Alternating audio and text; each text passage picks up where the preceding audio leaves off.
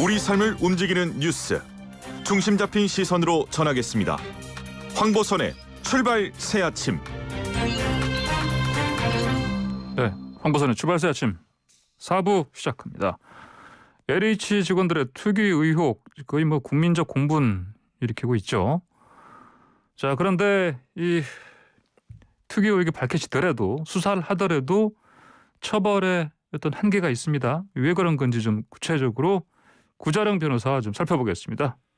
구자령 변호사 안녕하십니까? 네, 안녕하세요. 구자령 변호사입니다.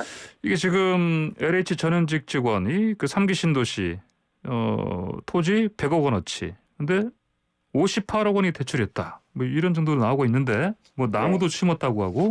근데 영끌이라는 얘기까지 나오네 보니까. 영끌이라는 거 원래 이 젊은 층에서 뭐 이를테면 뭐 부동산 내 집 마련할 때. 내 집 마련할 때 쓰는 말 아닙니까? 그런데 이거는 아주 내부 정보 이용한 투기의 사례에도 등장해가지고 아이러니한데 그 농협에서 대출을 받았는데 이 허위 농업계획서까지 제출해가지고 농업인 자격을 허위 취득해서 농협 대출을 받고 이때 이 대출 한도를 정말 맥시멈까지 채워가지고 영끌을 받고 또 단독으로 산 것도 아니고 직원들이 모여가지고 지분으로 샀고 근데 또 이렇게 산 게 맹지더라. 이게 지금 모두 사전 정보 없이 가능했을까 싶은 의혹이 대부분 제기되는 내용들입니다. 예, 정말 이분들이 그 의혹을 받는 분들이 LH 직원이 아니라면 이런 수법들은 다 전문가들 수준 아니겠습니까? 그렇죠. 이거는 생각하기 참 어려운 내용들입니다. 그러니까요. 국민들이 이게 분노를 할 수밖에 없습니다. 그렇죠? 네, 맞습니다. 그래서 LH의 설립 목적 자체가 국민 주거 생활의 안정, 뭐 국민 경제 이바지한다 이게 목적입니다. 그래서 이 내부 정보 이용한 투기가 사실로 밝혀진다면 LH가 자신의 존재 가치를 스스로 폐기한 거 아니냐 이런 비판까지 나오고 있고 그래서 국민 공분이 3기 신도시 계획 철회를 바라는 국민 청원으로까지도 이어지고 있는 상황입니다. 아, 그래요. 뭐 이것도 일각에서는 그런 얘기 들리던데 뭐 이게 진정한 신의 직장이다. 요즘 부동산. 예, 맞습니다. 월급 받으면서 재테크까지 하고 정보도 얻으니까 LH가 진정한 신의 직장이었다. 이런 비아냥 섞인 비판도 나오고 있습니다. 그러니까요. 이제 사실은 LH 어찌 보면 뭐 일부가 그럴 수도 있는 건데 전체 직원들 입장에서는 또 그 참 억울할 수도 있겠어요. 할 말도 많을 것 같기도 하고. 이제 선량한 직원들 위해서도 이번 사건은 반드시 발본색원을 해야죠. 그러니까. 그 선량한 직원들을 위해서라도 발본색원 반드시 필요하다. 예. 네. 근데 사실 이 LH 직원들 투기 의혹이 사실 이번에 처음이 아니잖아요.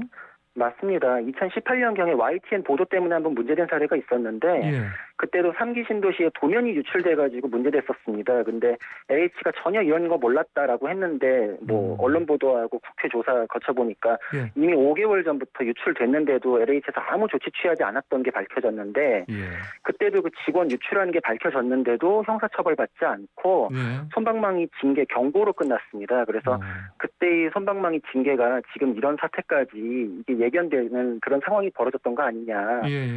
그런 비판들도 많습니다. 솜방망이 징계요. 자, 그러면 이제 아까 제가 그 얘기를 했는데 처벌에 어떤 한계가 있다.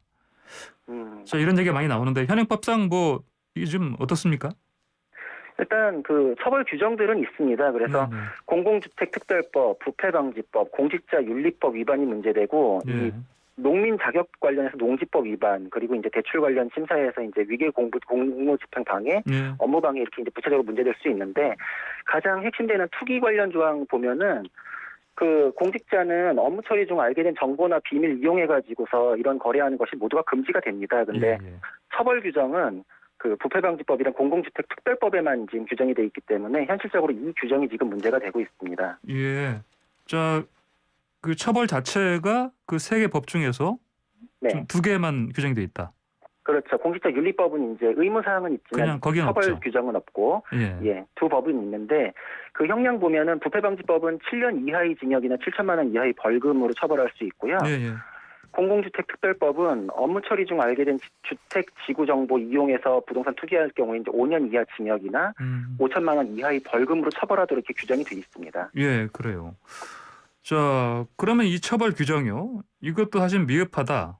또 사실 수사를 할 때 나중에 이제 수사해서 이제 기소할 때에도 이거 뭐 혐의 입증 자체가 또 사실은 또 범위가 매우 좁다 이런 얘기 나오는데 어떻습니까? 예, 맞습니다.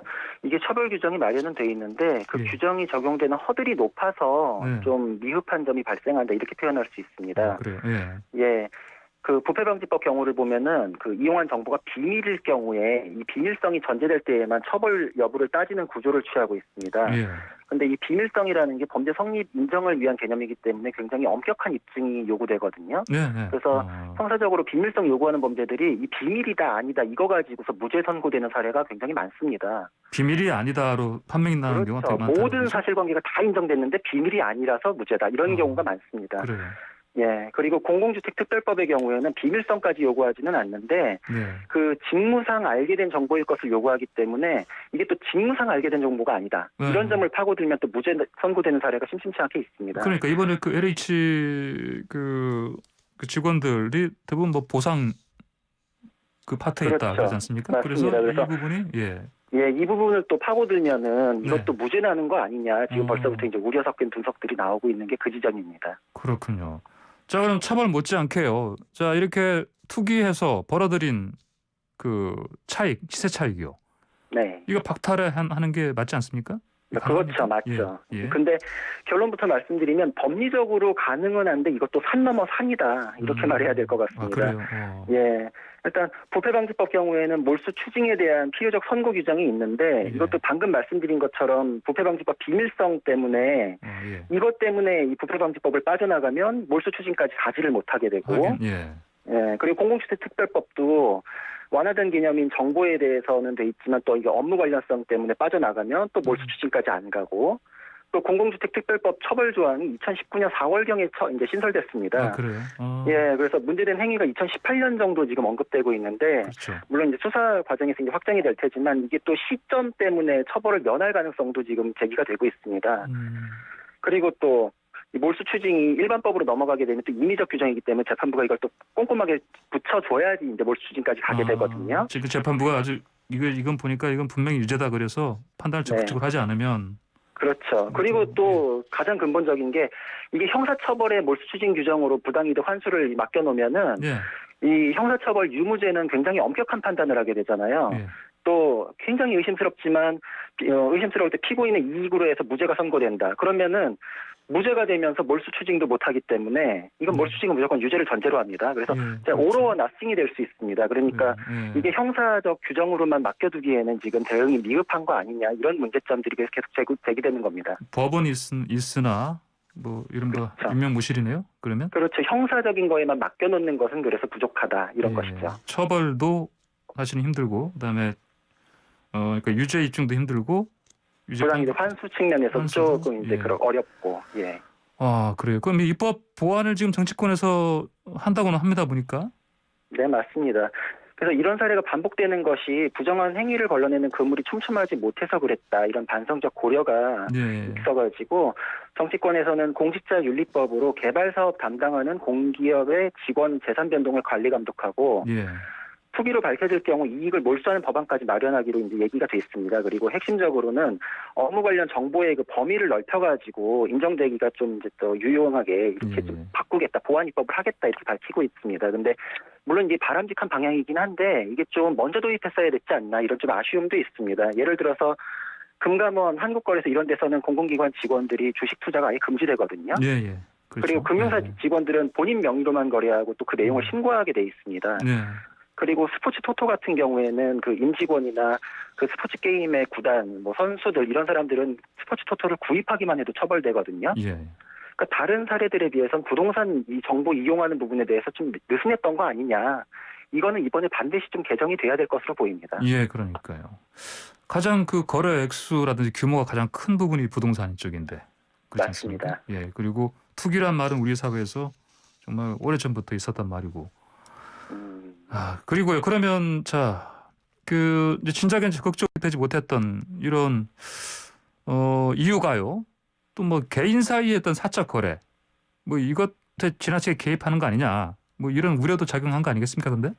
맞습니다. 그래서 과거에 그런 부분들 때문에 좀 적극적으로 도입되지 못했던 거 아니냐 이런 것 때문에 이번에는 네. 좀 이걸 바로잡을 필요가 있다. 그래서 그 적절한 이제 그 조화점을 찾는 거에 대한 모색도 이제 이루어질 텐데 제가 보기에는 뭐 이번에 도입되는 내용, 언급되는 내용들은 위헌성이나 이런 거는 없을 것 같습니다. 예, 그래요. 왜냐하면 이제 목적도 정당하고 그리고 뭐 방금 말씀드린 것처럼 주식 거래에 관련돼서는 다른 분야에서는 폭넓은 제재 규정이 있고 처벌 규정이 굉장히 세거든요. 예, 예. 그래서 분야에 따른 이 비교를 했을 때도 형평성 문제가 없을 걸로 보이고요. 예. 그리고 공직자나 이제 공공기관 직원이 이렇게 이제 근거 찾아보면 고위공직자 경우에는 매년 재산 신고를 하게 돼 있습니다. 그래서 이 제도가 그 과거에 진경준 검사장 주식 대박 사건 밝혀지는 데도 네네네. 이제 기여를 했었거든요. 예, 예. 그러니까 알겠습니다. 이것도 다른 선례들도 있으니까 네네. 이 범위를 넓히는 거에 대해서도 네. 합법적이고 이제 합헌적이다 이렇게 볼 수 있을 것 알겠습니다. 같습니다. 네, 네, 구변호 선생님 오늘 말씀 여기까지 듣겠습니다. 감사합니다. 예, 감사합니다. 네.